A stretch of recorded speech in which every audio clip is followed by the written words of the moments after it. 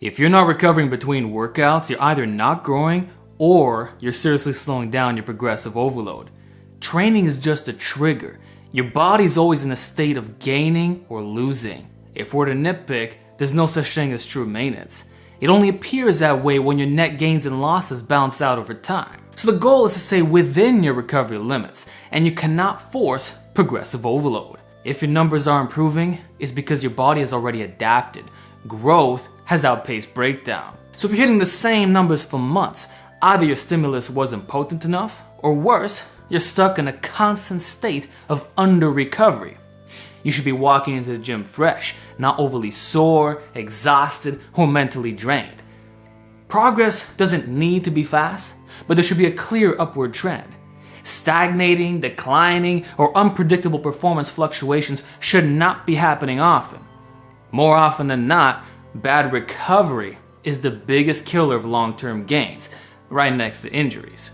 And the generic advice of recovery begins outside the gym, just sleep a lot and eat tons of protein, won't fix the root cause. The problem is that the training itself is likely exceeding your ability to recover. You can't nutritionally hack your way out of this.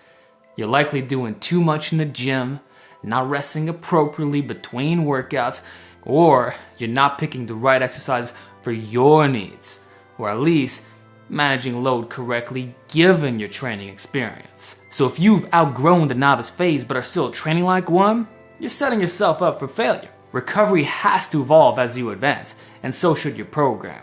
It will never look the same as day one. Trust me, you will learn this the hard way, as we all eventually do. So in today's video, I'll be breaking down the most underrated recovery truths that'll absolutely make a real difference, so that you can smash through plateaus and finally look forward to your workouts, knowing you'll come back stronger more often than not. So let's get right into it. First of all, the stronger you are, the less volume paired with frequency you can tolerate on a given muscle or exercise. Think about it logically. Many novices can run 5x5 full body workouts 3 times a week on the big 5 and recover flawlessly. They're adding 5 pounds every workout for months with 0 plateaus. That's at least 15 hard sets per week per major movement pattern. And keep in mind, with lower reps and higher percentages. I don't think they realize just how insane that is. Many enhanced athletes can't even train like that, or at least not for very long. So novices do this for at least a year. And for reference, how is it that many creators of these novice programs can't even run them themselves for even one training phase? Shouldn't beginner programs be easier if, well, they're meant for beginners? Ironically, novices can easily run advanced programs and recover with no issues, although they wouldn't make superior gains. But an experienced lifter cannot, under any circumstances, run the most basic novice program. Even if coming out of a deload, it's impossible, despite probably having followed similar templates in the past. So why not now? Why can they never resensitize unless they literally quit lifting for years? The answer is shockingly simple. Absolute strength is the ultimate X factor for recovery. A beginner who isn't even benching their body weight or stuck at the typical one plate standard has zero clue what it's like to bench double that for reps, which is likely in the cards for them. Right now, they can crush 3 or 5 hard sets of 135 and easily recover within 48 hours. But I guarantee that my one set of 10 with 315 will be infinitely more exhausting. Just to say, my ramping warm-ups, given the massive force production, create more damage than their work sets, exceeding their 1 rep max. You cannot compare 5x5 with beginner weights versus elite weights. You can't. They feel completely different. Mark my words. Even with equalized volume, beginners have a motor unit recruitment deficit and are still learning the movement patterns. They are physiologically incapable of producing max force. And even if they somehow could, it still wouldn't matter because the external load and forces produced are low. Even if you're moving explosively. This means less joint and connective tissue stress, less systemic fatigue, and lower injury risk even with worse form. Beginners can get away with practically anything, which is why volume recommendations for them are all over the place. This also explains the ongoing volume confusion in studies using trained lifters, because their criteria for trained typically refers to late novices or early intermediates at best. Rarely do they recruit advanced or elite natural bodybuilders or strength athletes who simply cannot tolerate excessively high volumes for extended periods of time. And when they do, those studies tend to be a lot more eye-opening and often contradict former findings. Like we've seen recently, which I'm not gonna go there for today, but the point is, beginners enjoy an unmatched level of sustainable recovery, the best they will ever experience. It's a one-time deal. However, once they double or triple their strength, which could happen quickly, their old training methods suddenly become unsustainable. Out of the blue, no changes whatsoever. And they assume that something is wrong, that they're becoming less fit or need to bulk harder, or worse, the crazy idea that they need to get on TRT. But in reality, their recoverability is diminishing as they gain strength and muscle mass. This should be expected. Every successful natural lifter who stays in this game long term will reach that point. Yes, eventually they experience a recovery deficit similar to enhanced lifters, though with a significantly lower injury risk, as their tendons are less likely to snap. This is why higher reps aren't necessary, but obviously, they can still be useful for freaky strong lifters who are limited on certain exercises, such as maxing out the dumbbell rack on presses. Regardless, recovery will objectively decline as strength increases, all else being equal, and there's nothing you can do about it. Unless you can somehow separate size from strength, which good luck doing that if you're natural. Your genetics and leverages dictate this more than anything else. Or if you've never introduced any special strength training methods like the max effort method. Anyway, stronger lifters do not recover the same way they did in the past, even using the same volume, percentages, and RPE. At a certain level, some exercises will always feel heavy on the back, hands, or certain joints, even when far away from their 1 rep max. It's not just heavy for him, as has been falsely stated by clueless weaklings. It's heavy, period. Consider Julius Maddox, who benches in the 700s. He can only handle max effort training every 2 weeks rather than weekly, like other world-class benchers who aren't quite on his level. Why? Because the sheer weight alone is a massive stressor on the body. Yes, that's an extreme example, but now apply the same logic to lower body training. How many exercises place you in the 500 to 600 plus pound range or higher for your gifted lifts? Or what if your upper body is exceptionally developed and you're repping more than your body weight on the overhead press and doing pull-ups and dips with 300 to 400 pounds total and pulling over 3 times your body weight on deadlifts? I can list tons of examples, but do you sincerely believe your recovery will be the same as it was years ago when you were significantly weaker, literally lifting a fraction of those loads? Not a chance. But on paper, it should be the same, right? That obviously can't be true. It doesn't matter if it's the same sets and reps. That's why being weaker for your size is actually an advantage for hypertrophy. It's also why you don't want to be below max with maximized leverages.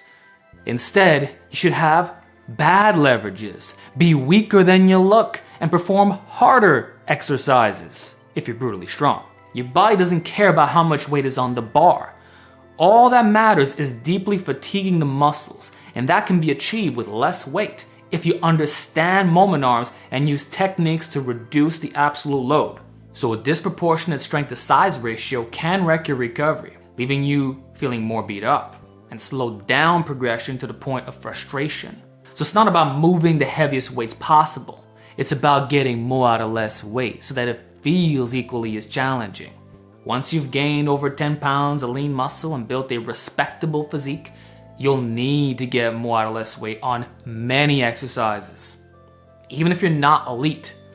Otherwise, Even classic movements will leave you exhausted for the rest of the workout or even the entire week. At this stage, and you'll know when you get there, especially if you look stronger than you are big, exercise selection becomes a top priority for recovery. That matters more than muscle biasing. So look guys, I first noticed this in 2018 when I was benching 3.5 plates in the 160s. My recovery was not the same, despite still being a junior lifter and following similarly effective programming. I suspected I had to do something with my pound for pound strength, but the influencers at the time couldn't relate. So instead, I discussed this with my strong natty peers like Omar Isuf, and they all agreed. The absolute load on the bar was an independent recovery stressor, and the only ones who truly understood this were exotically strong. That's when my mindset shifted forever. For years, overloading was a big theme of my channel, but I started getting stuck, pushing the gas pedal harder but no longer moving faster, and gradually transitioned to what is now my well-known phrase, getting more out of less weight. It's practically a meme at this point, but I genuinely live by this philosophy because I had to. I didn't want to change my ways. I had to because the base form of these lifts became too fatiguing. This was the only way to reignite progress. And not long after, I came across Dr. Mike's work, where he formally described this concept as the stimulus to fatigue ratio, explaining how stronger lifters, and I quote, can f themselves up more. In the beginning, stimulus is high and fatigue is low. But over time, fatigue starts to near stimulus, forcing us to reduce volume and find similar movements that restore the initial stimulus to fatigue ratio. Ideally, we want high stimulus and low fatigue, but we can also have high stimulus with high fatigue, which is exactly what I was feeling. It explained perfectly why I was starting to feel under-recovered. Wasn't a nutrition problem. According to strength charts, all my numbers were elite. So I stopped doing so much deadlifts, heavy partials, and sloppy cheat reps because the sheer weight needed to make them effective was no longer worth the additional fatigue and even the risk to reward ratio. So from there on, I began experimenting with all kinds of hardcore, humbling exercises and have lived by this philosophy ever since because it was the most logical option to continue progressing without burnout and injuries. Look at me now. Now, this isn't to say you should avoid the basics. They're still king. But you should absolutely modify the base variations into self-limiting ones by making them harder through longer ranges of motion, pausing in a compromised position, using weaker stances, or adjusting the strength curve, usually making it more length biased or more stretch-based. Over the years, I've discussed this at length, so I won't say too much about all the hacks, but here are 5 good exercises just so you understand the big picture and don't leave here confused. The Larson press. This boosts chest activation and eliminates the ability to cheat. With no leg drive or limbo arching, the focus shifts entirely to the upper body. You'll experience a greater range of motion at the bottom, a tougher sticking point in the mid-range, and improved scapulohumeral rhythm, leading to better protraction while correcting unevenness throughout the press. The load is only reduced by about 10%, but it can be further enhanced with a camber bar. Then if you add a slight decline, that also increases stability through the leg pads, also addressing the range of motion concerns while being easier on the shoulder joints, getting that weighted dip effect angle-wise. So you can expect improved recovery and fuller watermelon pecs with instantly high carryover to competition bench. This helped me crush 405 again without killing my recovery. Next, wide grip pull-ups, including behind the neck.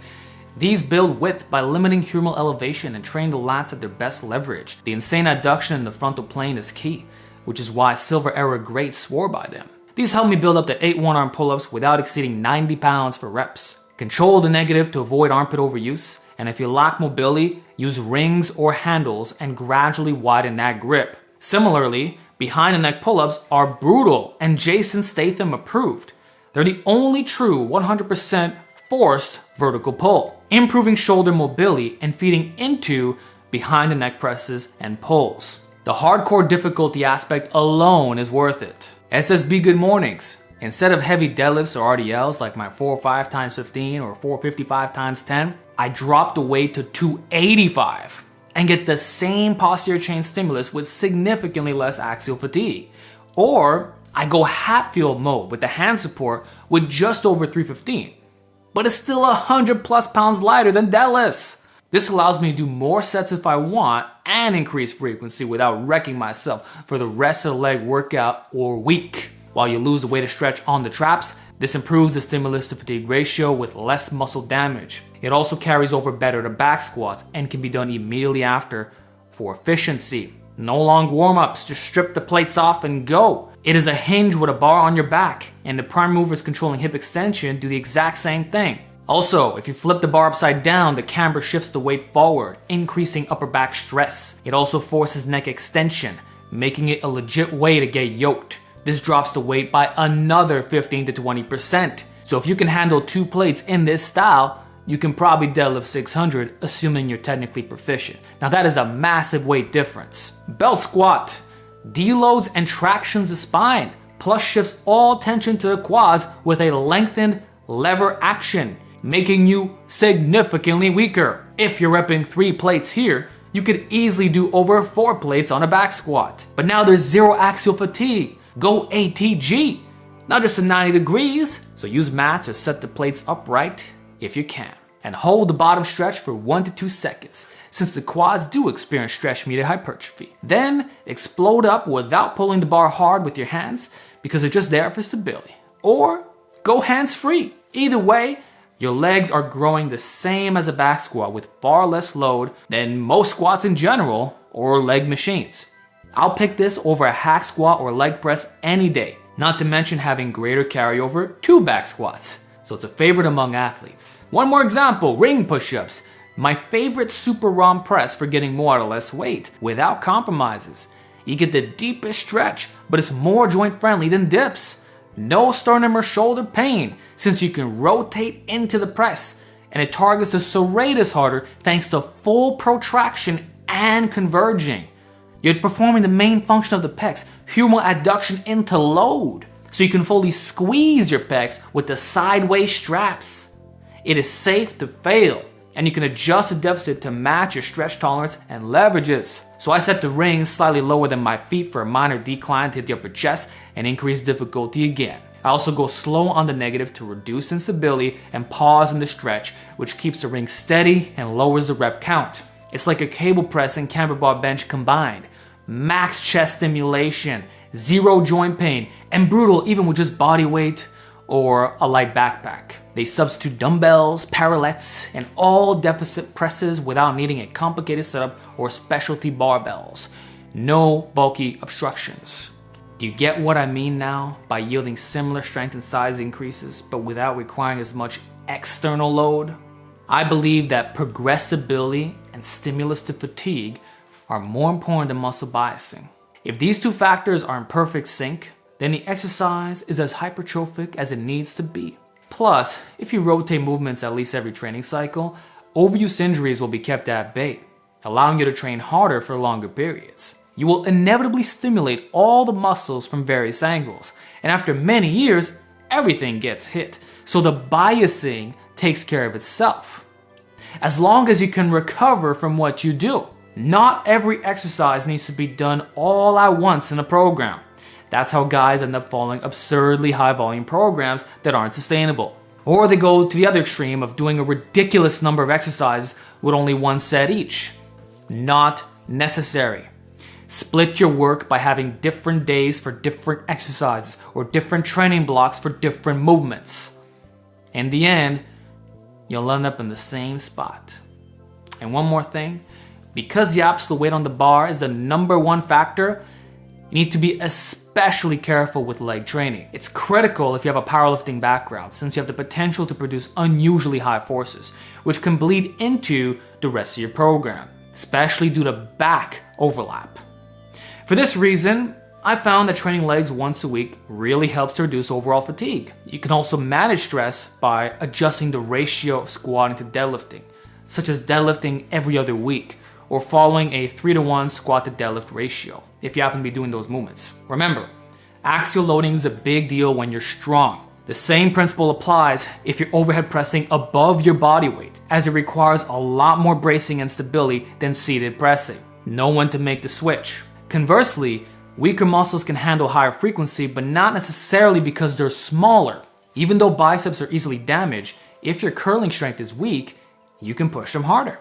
I've noticed this in my own split, comparing overhead extensions at 80 pounds to incline curls at 50 pounds. Same volume and effort for both, yet my biceps recover a day sooner and still progress faster because my triceps are closer to their potential. Therefore, slow progressive overload is a sign that a muscle is near its peak strength potential. Now, let's talk about how to get perfect recovery every single time, where you know with 100% certainty that you're coming to the workout fresh and recovered, with no lingering soreness or muscle damage. The only way to truly guarantee this is by choosing a training frequency that minimizes programming errors. So if you're not a programming wizard, which let's be honest, is probably a lot of you watching this right now, you should stick to a minimum of 72 hours between strenuous sessions, which is exactly what we see with a classic 4-day upper-lower split.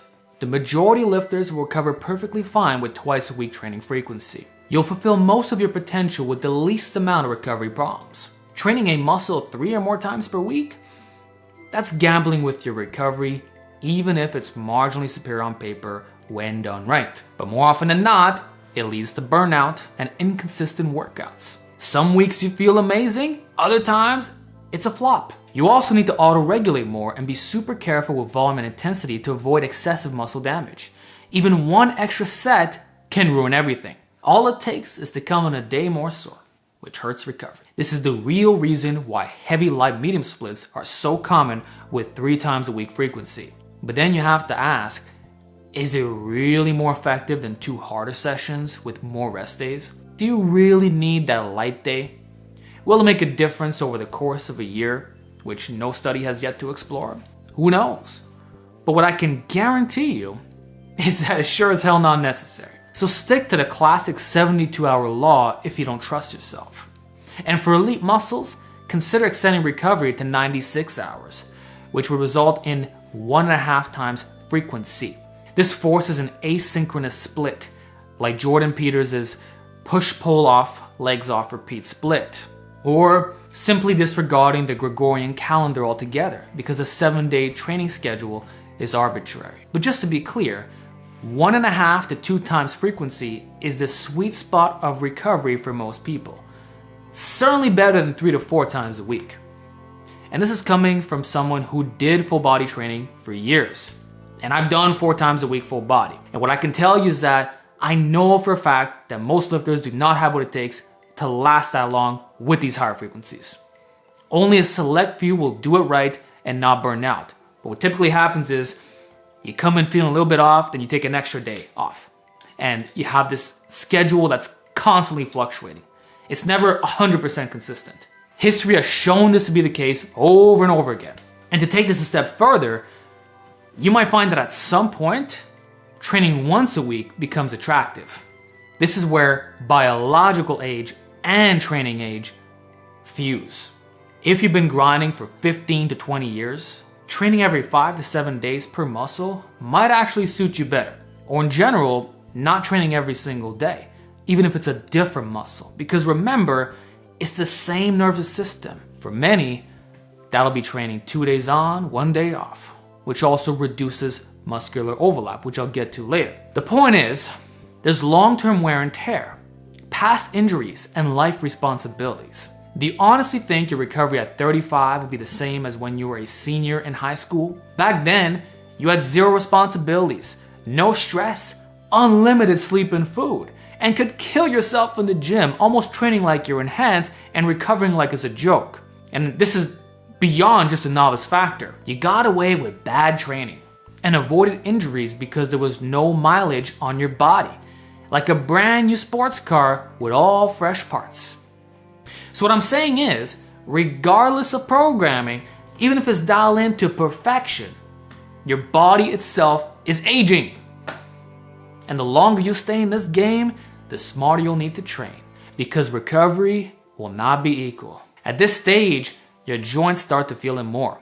And if you overdo certain training parameters, you'll feel that pretty soon. So be cautious and understand that dialing back frequency is an easy way to make your body feel new again. I can tell you that while training for this 405 bench, I was benching every 5 days. It was the first time I tried this, and I felt like I was an intermediate lifter again. 72 hours was no longer perfect. Still doable, but some workouts were hit or miss. This was 100% permanently solved for the entire specialization phase by just resting an additional day or two. See how it doesn't take much? But again, that's only because the bench press is my best lift. It's 2.2 times my body weight with a high absolute load. Meanwhile, my other muscles didn't have that same problem. But if I were equally elite at everything, the need for more rest would eventually become a concern. Like the ancient Greeks used to say, Father Time will get you. So if you've been at this for a long time, I really don't mind if you somewhat cut back at frequency, especially for maintenance phases on your best areas.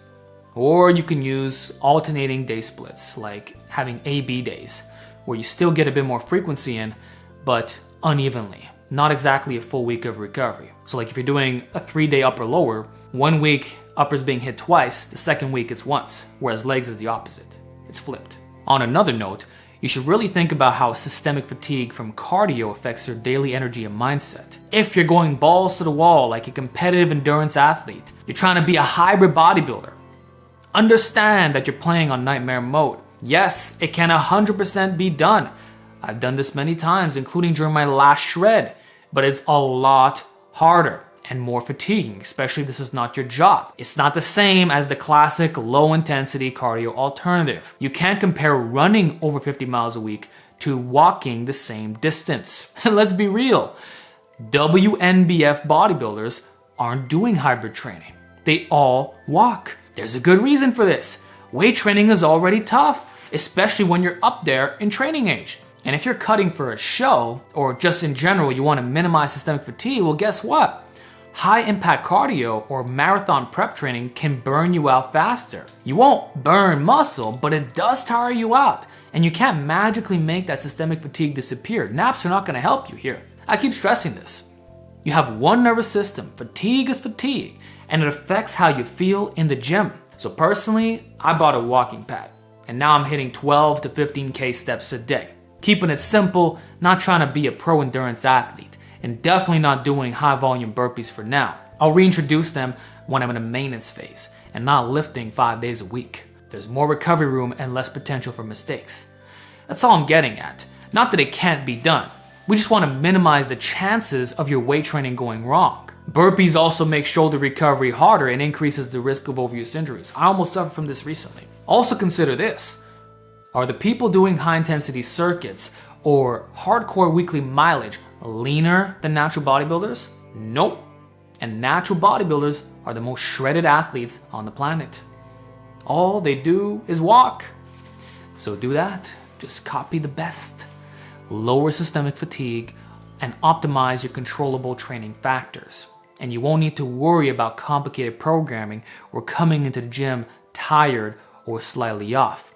It's going to be a lot less willpower. Speaking of training age, this also affects exercise selection, specifically those that don't feature the best alignment. The most common complaint I've heard from natural bodybuilders in their 40s is that after a certain period of time, restrictive exercises like skull crushers can be a lot harder on the elbows, even if using excellent technique and account for load. The reason for this is that 1, you're much bigger, so the lateral forces exponentially go up to match your structure, and 2, there's previous wear and tear on your elbows. So it's often been said that skull crushers are a young man's game, which explains why cable extensions or unilateral dumbbell exercises tend to be favored in these cases. Now this is not to fearmonger you. I still believe restrictive exercises are fine if done right, especially with a slower tempo if bad pain's a problem for you. But we also can't discount the importance of being properly aligned with the joints and accounting for your build. Some exercises are inherently more stressful on the joints. They tend to feel worse than alternatives that achieve the same muscular activation but better align the resistance with the joints, minimizing unwanted shear or lateral forces. So if that's you, favor the exercises that don't force you to fight yourself. If your wrists, knees, elbows, or shoulders feel off, which will usually be with barbells, then either throw those exercises at the very end, use cyborg technique, or don't do them at all. There's lots of other time-proven variations that will get you equally as jacked. And sometimes, it's as simple as changing the implement itself. It's the same exercise otherwise, like going from a V-bar pushdown to a dual rope pushdown, or a straight bar bench press to a neutral bar bench press, or a straight bar chin-up to a ring chin-up, where there's now some rotation. You don't want sore joints and muscles. And if continuing to push past the pain leads to a tendinopathy, then your recovery is really gonna suffer for months.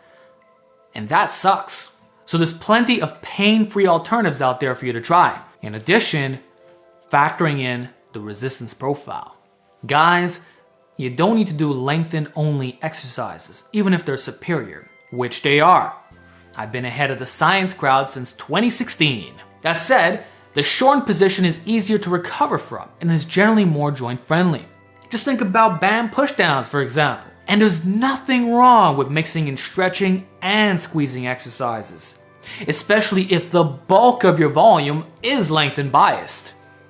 I'm not telling you to do all short work, so if you're training twice a week or more, then you should pay attention to the blending aspect, because lengthen exercises create more muscle damage, often causing you to be sore for longer. If you follow a non-flexible program like a normal upper-lower, you don't know. Maybe the second workout isn't 100%, but more like 85%, which has happened to me many times over the years.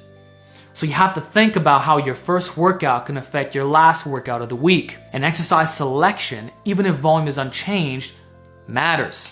Although the repeated bout effect exists, where you can adapt to the fatigue associated with extended ranges of motion, it doesn't change the fact that weighted stretching, or just training the heart's position in general, is objectively harder to recover from. This takes a hit to your recovery. Now, if you train once a week, this doesn't matter. But if you follow the 72-hour law, which is probably what you'll do, it does matter. So my personal recommendation is to mix in lengthen work, mid work, and short work into a weekly program that allows for flawless recovery. Not to do only stretch-based work for all compounds and isolations. That's overkill and will leave you feeling stupidly sore. Not to mention that it could even be unrealistic if you don't have the setup. Like for back training, most of what you do is not lengthen biased. Like pull-ups, the greatest mass builder of all time. It could even be that all your compounds are stretch-based, but the isolations are not. Like doing one stretch and one squeeze. Or if your recovery is really bad, double down on short work, like doing spider curls and cable curls from the front. Again, think about this logically. If you did cambered bar bench press and ATG dips, your chest was already murdered in the lengthened position. There's nothing wrong with doing cable crossovers or the chest crusher. You don't need to do dumbbell flies and super ROM pec deck. And imagine if you have long arms. This will make the stretch even more potent. So if you pair stretch-only compounds with stretch-only isolations with the mixture of bad leverages, oh my goodness, try that and I promise your pecs will still be suffering from lingering muscle damage and soreness for longer than you anticipated. And if they're not, guaranteed is because you didn't train hard enough. Also, blending and overlap is a general consideration regardless of resistance profiles. You need to factor indirect muscular work. So pullovers will hit the back, chest, and triceps. That means they're best done on an upper body day or full body day. Standing braced exercises like OHB, rows, squats, deadlifts, and push presses all involve your back. So training back before, after leg day affects the erectors and the upper back. You want to think about not doing bent over rows if you have back squats the next day, or going Hatfield mode to reduce the demand if you did. Or if you did RDLs on leg day, and now tomorrow you're going to come in, do shrugs and loo raises, your traps are not recovered. Or if you're doing push presses a day after training your quads, it might not feel so snappy. Heck, even doing rear delt work on a push day can affect you for the following pull day. Not gonna lie, it can get complicated, and I probably think about this a little bit more than I need to. Every little bit of overlap adds up, and your goal for optimal recovery is to reduce muscular overlap. So really analyze your program The only time this doesn't matter as much is when you're running a low frequency program. That's why bro splits are harder to mess up. But even then, the order of when you hit these muscles can absolutely mess it up, which is the worst of all worlds. Low frequency and having so much overlap that your recovery is just trash. Good luck progressing with that. Another quick example. If you're running an upper-lower push-pull hybrid split, the week needs to start with upper-lower to guarantee an even 72 hours recovery for the upcoming push-pull workouts. Otherwise, your pulling muscles won't be fresh on upper day, as they only got 48 hours of recovery. And then when you hit legs the next day, the overlap wasn't reduced enough because there was lingering muscle damage. So you might struggle with certain axially loaded exercises, especially RDLs. So you see that even the same program, depending how you flip it around, can change everything. Also, don't do arm-biased compounds or use a ton of accommodating resistance if arm day is the next day. Or if you're gonna do an overhead press one day, I don't understand the idea of isolating the delts the following day, unless it's the rear delts. Or if you did horizontal presses one day, how in the world can you hit shoulder compounds a day later? You won't be recovered unless you're really weak. And you'd be surprised how often I get this question.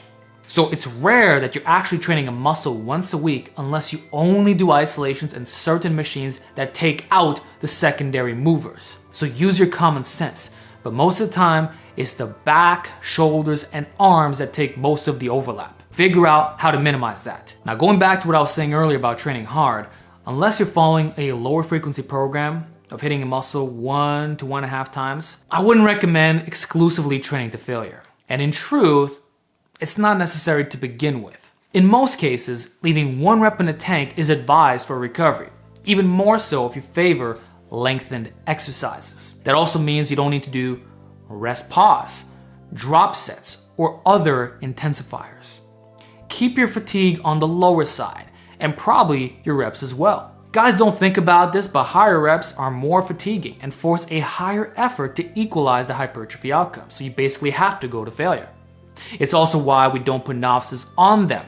They can't even gauge failure correctly to begin with, and will likely give out due to a lack of pain tolerance, rather than momentary muscular failure. Whereas if you can do 10 reps to failure and stop at rep 8 or 9, man, you'll be infinitely more recovered and will probably see faster progressive overload with similar hypertrophy as doing 15 reps to failure, but with far less fatigue within the workout and after. Also, pairing with intensity is the idea of not overdoing your volume, which is correlated to all the other factors discussed today, like absolute strength, training age, strength curves, etc. I personally would not exceed 6 to 9 sets per muscle per workout. And that if you need more variety, it's better to do fewer sets with more exercises. Please watch this video. This is why I love 2 sets so much, and I've stuck to this since October of 2022. Instead of doing 3 sets of 2 compounds, which is 6 total sets, I'll do 2 sets of 3 compounds. But look, I'm still getting 6 sets.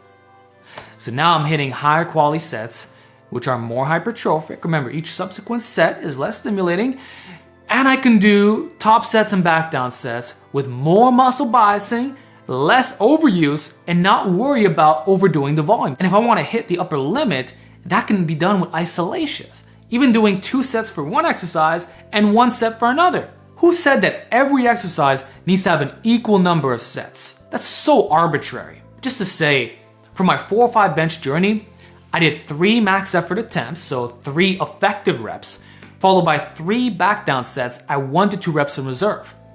But for every single exercise after that, and for the entire program, it was just 2 sets. Sometimes just 1 set, like with the chest crusher, since I went all out on the max effort work, and this exercise is naturally straining.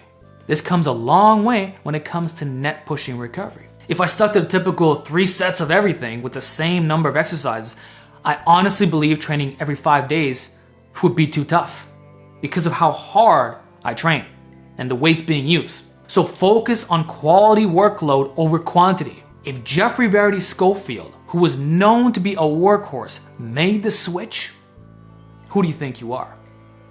Honestly. Usually it's not a work capacity issue.